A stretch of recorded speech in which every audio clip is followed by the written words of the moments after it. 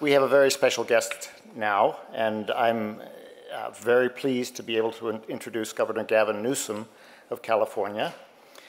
Gavin Newsom became the 40th governor of California this past January after serving 8 years as lieutenant governor under Jerry Brown. Prior to that, he had held several elected positions in the county and city of San Francisco, culminating in a very successful 7 years as mayor. As mayor, Newsom earned much attention and admiration when he defied both the polls and his own party to declare same-sex marriage legal in the city, a position that has now, of course, been vindicated by the Supreme Court of the United States. I think that a recent comment by Gary South, former Newsom campaign advisor, captures best what people most admire about his approach to governing. Quote, "This is not somebody who is going to paint by the numbers. That's just not who he is. He's not somebody who goes by precedent or who wants to make incremental change." Governor Newsom, we're very fortunate, is a great supporter of the mission of Stanford High. As he said in his first State of the State address just last month, quote, "California needs a comprehensive statewide strategy to uplift and upskill our workers, to ensure that technological advances in AI, blockchain, and big data are creating jobs, not destroying them." Please join me in welcoming Governor Gavin Newsom to the stage.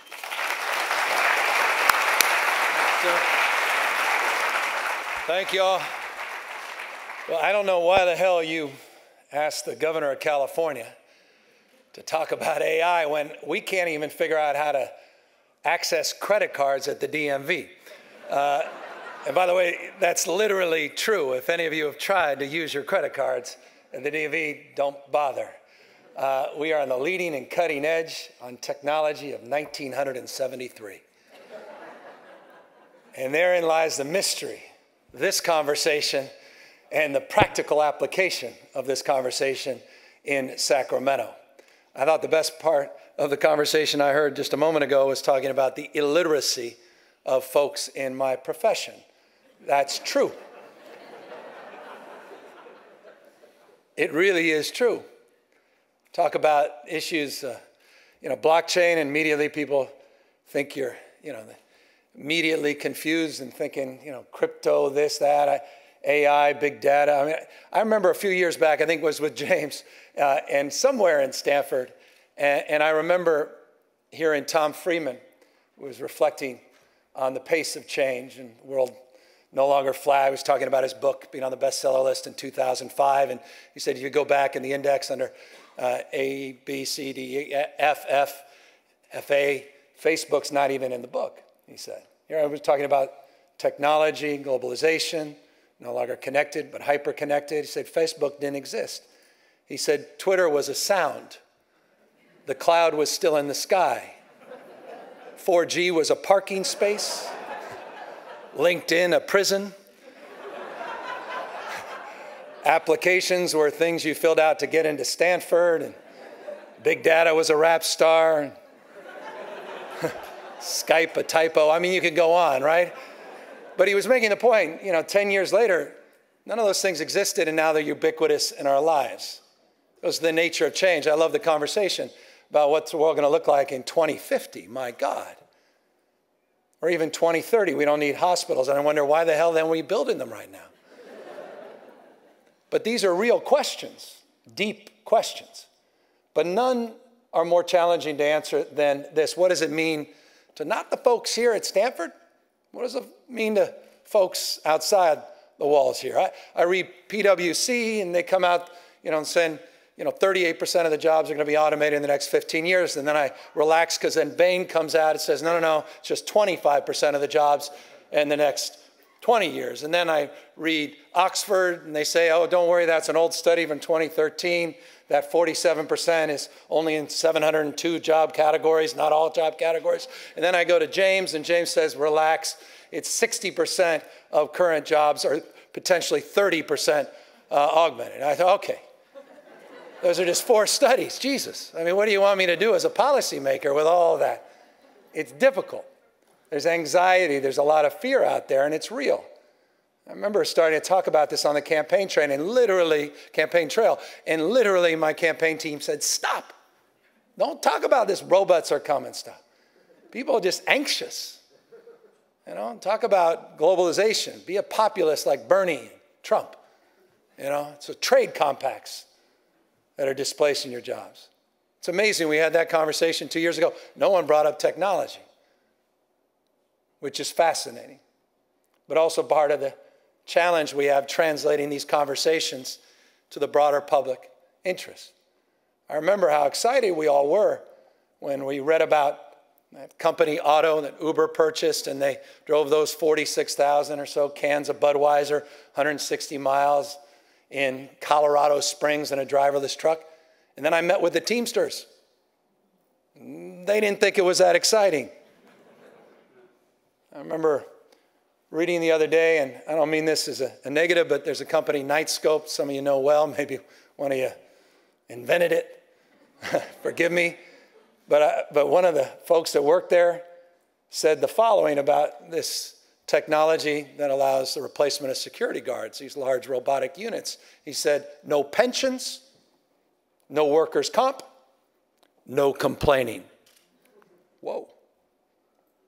Meaning humans complain, how dare they demand workers' comp? Company called Momentum Machines. What gets repeated gets replaced. They're in the hamburger making business. They're going after 3.5, 3.6 million fast food workers. The CEO of that company, with all due respect, it's fascinating. I'm not indicting the company, but it was an interesting comment. He said, our job's not to make employees more efficient. It's to, quote unquote, obviate the need for them. Whoa. I was excited. Finally went to Amazon Go, and didn't have to go up to Seattle. They have one now downtown, my old town, San Francisco. Fascinating. But there are 3.4 million cashiers that don't think it's that fascinating. What the hell do we do with them? Cashiers, retail, F&B, office clerks. These are literally the top job categories in the United States of America. It's not just about trucks, though it is if you are a male in the United States. Driving's the #1 profession. This is anxiety-inducing. I talked a little bit. I mean, this is why I'm here. I love talking about the human side of this. That's why I celebrate what Stanford's doing, AI and that human connection. We talk about empathy, talk about care. We debate about collaboration. By the way, all things we feminize. It's interesting. And we live in a society that doesn't value what we feminize. Empathy, care, and collaboration. It's just interesting. I think about these in gender terms as well. Just interesting that Alexa is a woman, Siri's a woman. Someone said it's like Mad Men in the 1950s. Of course, women are obedient. You ask them and they will do for you. IBM Watson's a man, of course. Business solutions. Who's writing those algorithms? Is that bias unconsciously being extended into AI? These are deep questions. They create anxiety. I was reading about Singapore, and they're so anxious, they got serious about this. They're so worried about the combinatorial nature of technology, the stacking of technology, and what's happening, mobile, local, social, cloud, crowd, all the stuff you talk about every single day. And in terms of the workforce, that they've created the Skillsfuture Initiative, where every single citizen in Singapore is given an individual learning account to upgrade their skills. And it's based on their age. The older you are, the deeper your rebate and tax credits go. They've created tripartite agreements with business, government, and labor to address this reality. Transformation maps, not over 3 decades or 5, but 3 to 5 years in each industry and what the workforce needs are going. They're doing that at scale. We added about $10 million of our $204 billion budget to increase skills training at the community colleges. Seems inadequate to this conversation. Even if you're half right. Something big is happening in the plumbing of the world. We're going from something old to something new. And we are not prepared as a society to deal with it. It's certainly not the conversation we're having in Washington, D.C. Tweet by tweet, zig by zag. No one is having this conversation And again, you're not rewarded for having this conversation, trust me. I was out in Imperial County, one of the fastest growing parts, outside of where we are in the Bay Area, one of the fastest growing parts of the state of California. Just interesting, the Inland Empire. Who would have thought? Then it makes perfect sense. That mall that closed down is now a logistics and warehouse operation right out there near the Ontario airport. Fastest growing part of the state, second fastest now, is in trucking, logistics, and warehousing. All jobs on the edge of automation. We celebrated that out there, but then I said, y'all need to be careful. Everyone said, what do you mean? Things are going great. It's an interesting moment. On-demand economy requires on-demand education, but we don't have anything near that. I mean, I'm debating front-loading education, saying it's time for us to focus on ECE, early childhood education, early brain development, 0 to 3, and then I think, wait a second, I got to focus on backloading education, not just pay lip service to lifelong learning, but get serious about it, transform education to meet the needs. I'm not a Luddite, I'm not naive, and I know few of you are. We can't even conceive of the jobs that will be created. 20 years ago, we couldn't conceive of the jobs that are created today. I get that, but there's a dislocation. There's a transition that folks in my business have to mind. And there's an anxiety around this that is real. Let me be more pragmatic, and forgive me for the pragmatism, but I'm in that business. I just met with the longshoremen down in Long Beach. 40% of the goods movement in the United States of America comes through the ports, LA and Long Beach and California. We're moving forward, low carbon green growth goals, which are the envy of the rest of the nation. Our cap and trade program, our goals to reduce greenhouse gas emissions 40% below 1990 levels by 2030. And that means we're moving forward with new technologies that are more efficient. The problem with the new technologies that are more efficient, you don't need any people. So what do the longshoremen want me to do? Understandably, they want me to shut down all the upgrades at the port. And they want me to write into the budget language, Bill, that they can't make these upgrades because the automation is happening in real time. That's a real issue. These are careers going back generations. You talk to those Teamsters. This is a calling, not just a job, not just a career. My Uncle Joe was a Teamster. Identifies who they are as people. And you could talk, we can talk about, giving them $345 and, call in Sal Khan or someone and say, let's retrain. I don't think they buy it. And I'm not sure I do either. I'm not sure that's enough. Teach you to code at 60 years old or 55. I don't know, maybe. With this human AI partnership, maybe we can amplify those individuals. Forgive the use of that term as well. But it's real, and it's happening in real time, and we're not prepared for it as a state, and certainly not prepared for it as a nation. So it's a long way of expressing this gratitude, deep appreciation for what you are debating and discussing today. And it's also a point of pride for another reason. Because I love to say about the state, the future happens here first. We're America's coming attraction. The world we invented, in so many ways now, is competing against us. And that's why we've got to invest in our lead. And that's what you're doing as well. I read with trepidation what China's already doing, and their commitment, not just passing interest, to dominate in AI. And not the next generation, in the next decade. We better get our act together. I appreciate the president signed an executive order, but there was no additional research money attached to it. There wasn't even an utterance to the next steps and a commitment to translate that executive order into real action.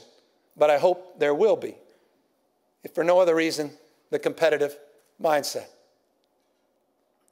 So many opportunities for California, but only if we don't take things for granted and make sure we invest in the future. You don't invest in the future, you're not going to do very well there. So for me, if there's a tweetable moment, It's our #1 job is to make everybody smarter. But we can't play small ball anymore, and we can't play in the margins. And with respect, I fear that's what's happening. We have an industrial age mindset in an information age.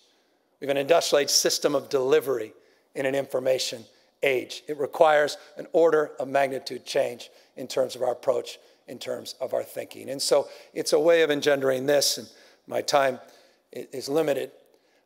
We need your guidance, we need your counsel, but we also need your empathy as well. We need to be educated on the world we're living in. We need to be educated on how real this change is, what machine learning is, what deep learning is. Is it the same as AI? This language is new to us. Everyone, again, in blockchain thinks it's Bitcoin. It's more than Bitcoin. You know, bioengineering, biotherapeutics, everything, you know, everything's radically changing. It's not just about Uber and Lyft. It's not just about the Dynamax decision, which, by the way, if you haven't heard of, you're about to.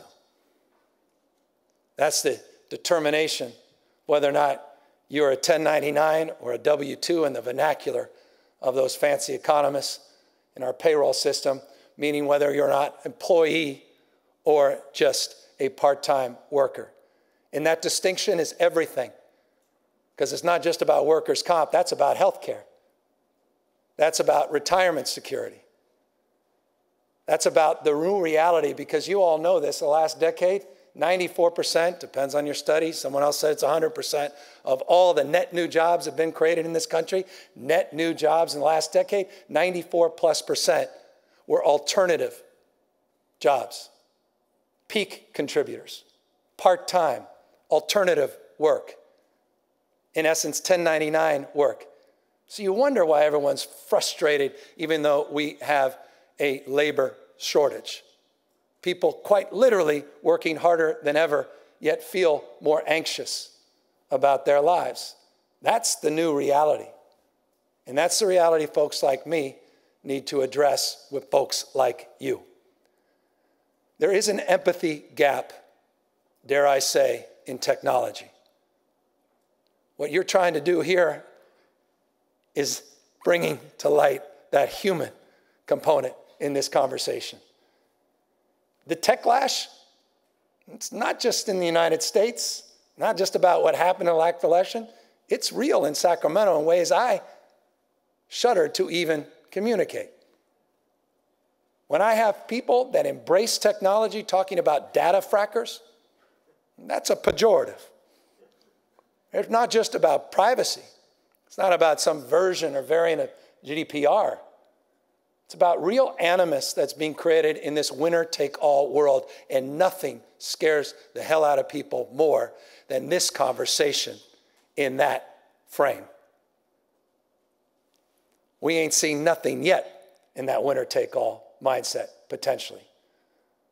I'm a business guy. I've got 23 little businesses. I made a mistake of getting in the hospitality business. Boy, did I make a mistake. And I say this with love, admiration, and respect. I'm an entrepreneur. I'm passionate about enlightened capitalism. But one thing I know, businesses cannot thrive in a world that's failing. Businesses cannot thrive in a world that's failing. We are living in the richest and poorest state in America. That's your state, California. This bifurcated hybrid reality of haves and have-nots. A third of our workforce working full-time, earning less than $14 an hour. The conversations we're having here leaves a lot of folks raw. It's about growth and inclusion. It's that second part of the equation that we got to wake up to. It's the thing that literally drives my why. That's about social justice and social cohesion. I'll close with a quote because it really underscores, I think, the moment we're living in. I don't begrudge. I'm not one of those Democrats that begrudges other people's success. I actually admire it and embrace it. I don't want to tear someone down. I'm not a redistribution Democrat, but I am a pre-distribution Democrat. And there's a major distinction in that. But I was reading, and I don't know, someone here will verify this, but it was an old Plutarch quote. I don't know if it's old Plutarch quote, but it's a Plutarch quote. Who was born, I'm at Stanford, you all know exactly when he's born, roughly 50 AD. A couple thousand years ago, generous.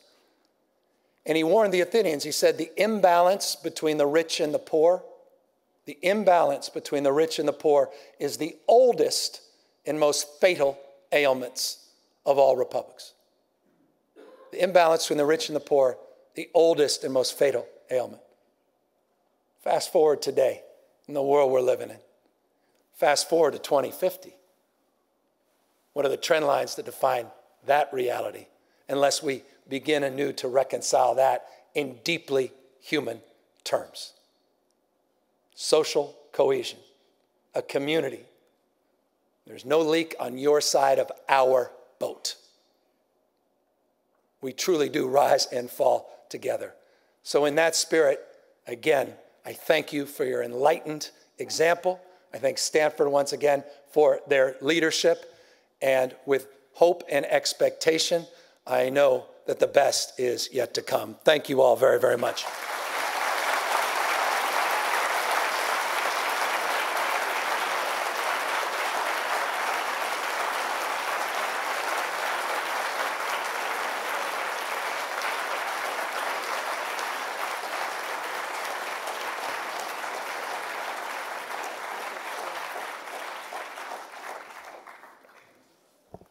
Wow, what a day, and what a perfect way to end this incredible day.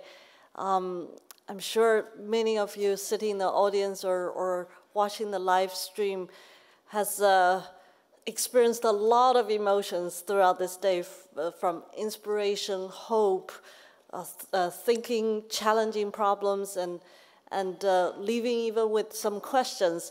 And I hope this is what we're creating here. A global hub and a global forum for this kind of ongoing conversations. So we're almost done, and we really cannot express our deepest appreciation of all the wonderful speakers and guests who took the time out of their busy work life and joined us today for this amazing one-day-long conversation. And I know for some of you, you even came from all over the world or halfway through across the globe to join us. So it would be really, it's hard for us to imagine a better lineup than what we have today. Yes, thank you. And I didn't realize our governor was a pitchman for HAI.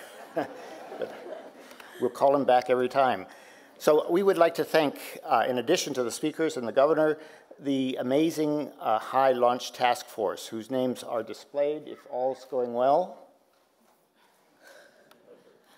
Yeah, there we go. Whose names are displayed up there. In particular, Steve Denning, Reid Hoffman, and Jerry Yang, who co-chaired the group. We're truly humbled, and I mean this, humbled by the passion and dedication of this group of people. You cannot believe how much they have done for us and how willing they've been to do things that we've asked them to do.